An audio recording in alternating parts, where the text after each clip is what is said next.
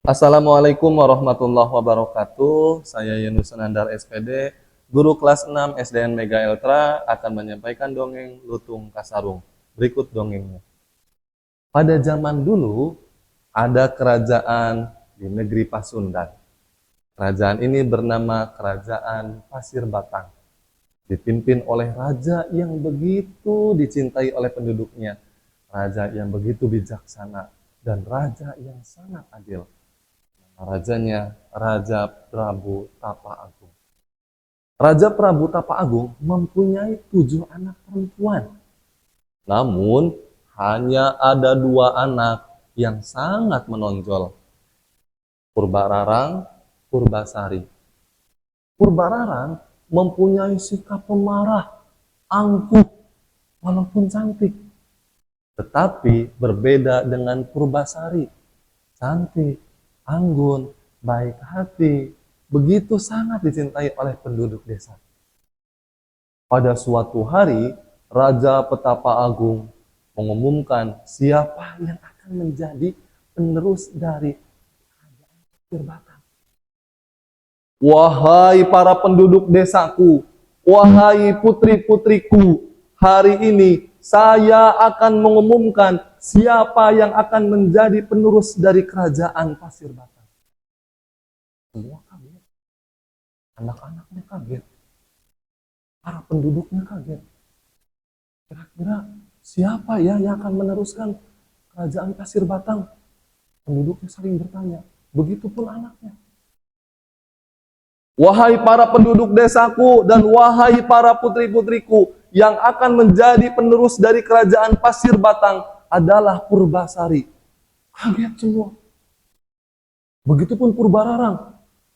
Ayah, kenapa kamu tidak memilih saya, ayah?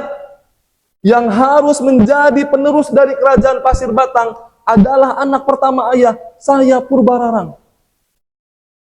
Ayahnya, Raja Prabu Tapa Agung, begitu sangat bijaksana. Nah, menjadi seorang raja bukanlah dilihat dari siapa yang menjadi anak pertama. Tidak dilihat siapa anak tertua, melainkan dari sikapnya yang begitu dicintai oleh penduduk desa, anak yang begitu baik hati, anak yang sangat bijaksana.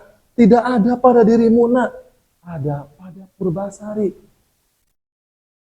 Purbararang marah. Dia pergi ke rumah dukun dan meminta bantuan dukun untuk mengguna-guna Purbasari. Dan pada saat malam itu juga, Purbasari dipenuhi dengan luka-luka di sekujur tubuhnya dan bau busuk serta nanah. Orang-orang yang ada di dalam kerajaan kaget. Bau apa ini? Bau apa ini? Ramai semua. Purbararang pura-pura terkejut. Iya, bau apa ini? Bau apa ini? Dan semua orang tertuju ke dalam kamar Purbasari. Muka sampai sekujur tubuhnya dipenuhi dengan luka dan bau nanah. Akhirnya apa? Purbararang menghadap ke ayahnya. Ayah, lihatlah putrimu yang begitu dibanggakan Purbasari. Seluruh sekujur tubuhnya dipenuhi dengan luka dan bau nanah. Kalau ayah berkenan, usir Purbasari. Jangan sampai kerajaan kita dipermalukan oleh Purbasari. Akhirnya mau tidak mau Purbasari diusir. Dan kemudian Purbasari pergi ke sebuah hutan.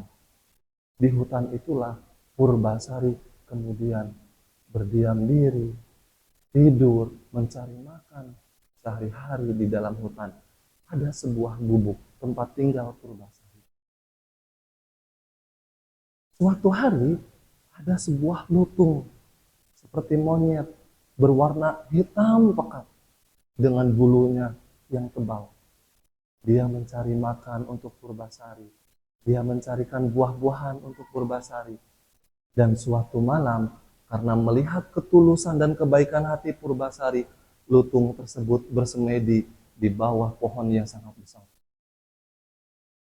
Lutung tersebut meminta bantuan kepada Bapak agar Purbasari ini diberikan kesembuhan. Besoknya, Lutung Kasarung membawa Purbasari ke sebuah danau kotor sekali.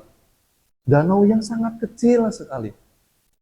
Lutung Purbasari, mandilah di dalam danau yang penuh lumpur ini. Purbasari langsung nurut. Akhirnya Purbasari pun langsung mandi di dalam lumpur danau tersebut. Dan setelah dia mengangkat kepalanya, begitu kagetnya, wajahnya bercahaya, putih, cantik, anggun, langsung sembuh semua. Dan kabar ini langsung tersebar ke seluruh penjuru desa. Semua kaget. Begitupun Purbararang, kaget mendengar kabar kesembuhan dari Purbasari. Akhirnya Purbararang pun langsung menemui Purbasari di dalam hutan. Purbararang masuk, berangkat dengan kekasihnya. Dan begitu terkejutnya Purbararang setelah melihat kecantikan yang sangat luar biasa dari Purbasari. Ternyata Purbararang tidak sampai di situ. Purbararang memberikan tantangan kepada Purbasari. Purbasari, kalau kau masih ingin tetap melanjutkan keinginanmu menjadi penerus dari kerajaan Pasir Batang, coba buka rambut kamu. Apabila rambut kamu melebihi panjangnya dari rambut saya, maka engkau yang berhak menjadi penerus dari kerajaan Pasir Batang. Buka Purbasari. Kemudian rambutnya begitu sangat bagus dan terurai ke bawah dengan panjang. Purbararang kaget. Rambutnya bagus sekali panjang.